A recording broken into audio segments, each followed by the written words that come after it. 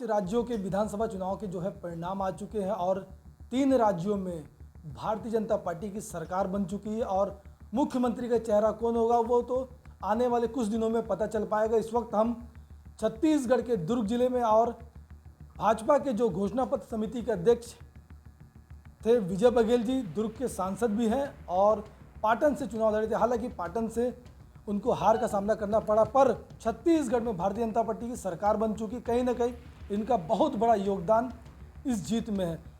बघेल साहब, सबसे पहले बधाई आप लोगों को और आपकी पूरी टीम को।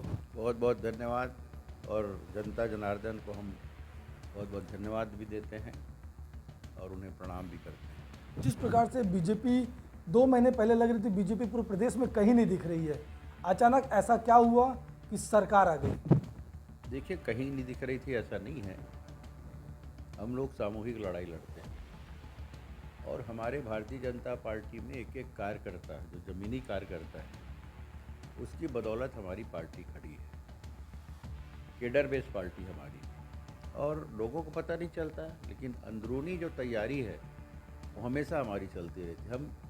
हमारी पार्टी चुनाव के लिए कोई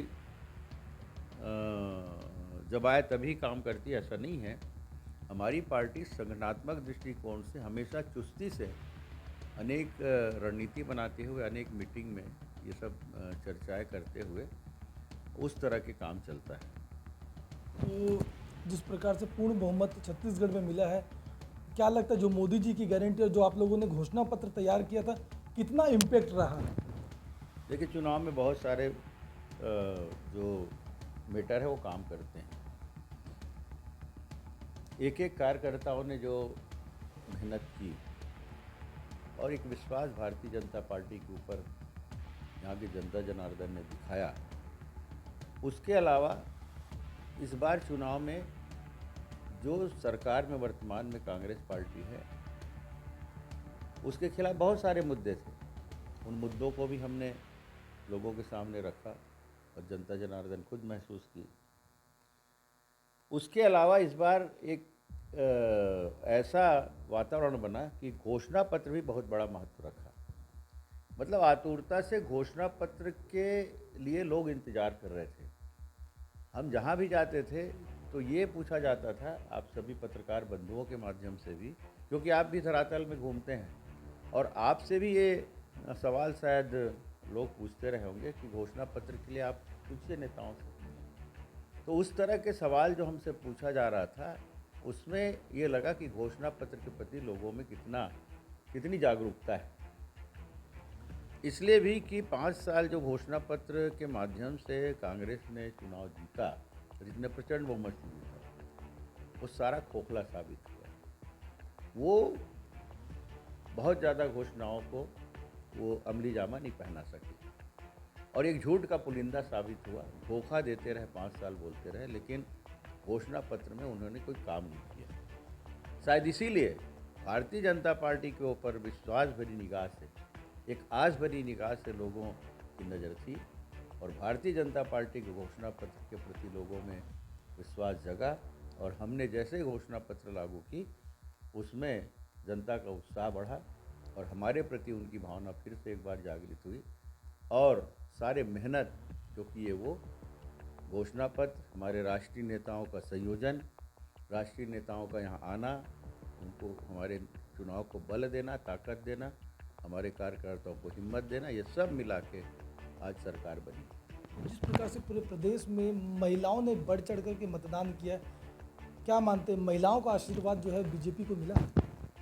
देखिए, एक बात तो माननी पड़ेगी, सिर्फ छत्तीसगढ़ नहीं, सिर्फ हिंदुस्तान ही, पूरा विश्व माननीय मोदी जी का लोहा मानते हैं।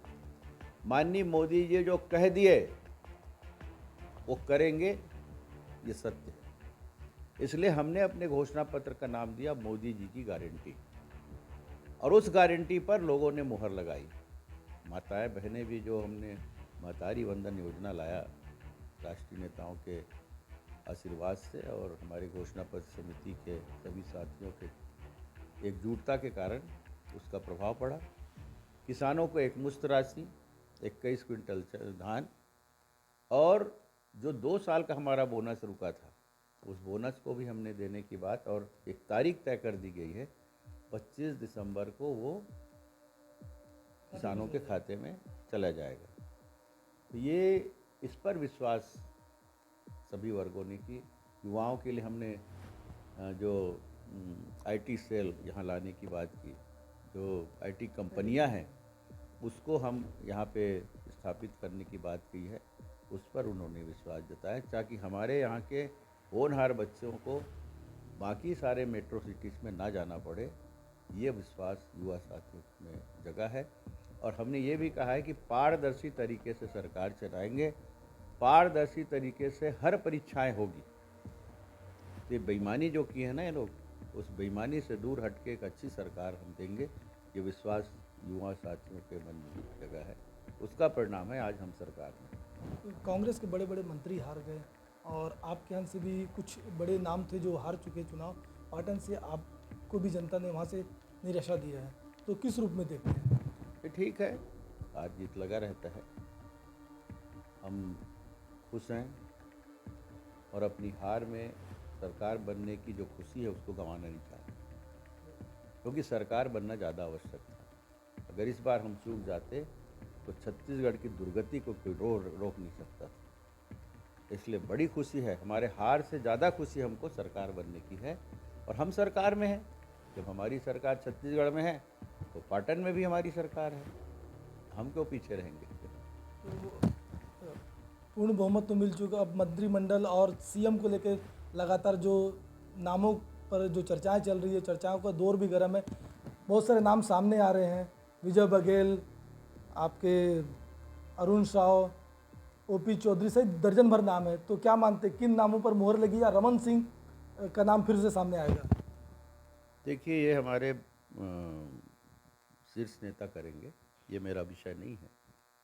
और जो भी सक्षम वो समझेंगे, उनको मुख्यमंत्री का दायित्व दिया जाएगा। कब तक माना जाए? बहुत जल्दी होगा, समय रहते हो जाएगा। और चूंकि एक डेडलाइन रहता है कि इतने तारीख तक ये मुख्यमंत्री जी का शपथ हो जाए, उस तारीख तक निर्णय हो जाएगा। चलिए, ये थे दुर्ग सांसद विजय बघेल जी। हालांकि पाटन से चुनाव हार चुके, पर सरकार बनने की खुशी इनके चेहरे पर साफ दिखाई दे रही है और झलक रही है। कहीं ना कहीं जिस प्रकार से जनता का जनादेश भारतीय जनता पार्टी को मिला, ये खुश है। अब मुख्यमंत्री का चेहरा कौन होगा, कुछ ही दिन में पता चल पाएगा। दुर्ग जिले से मैं प्रदीप विश्वकर्मा।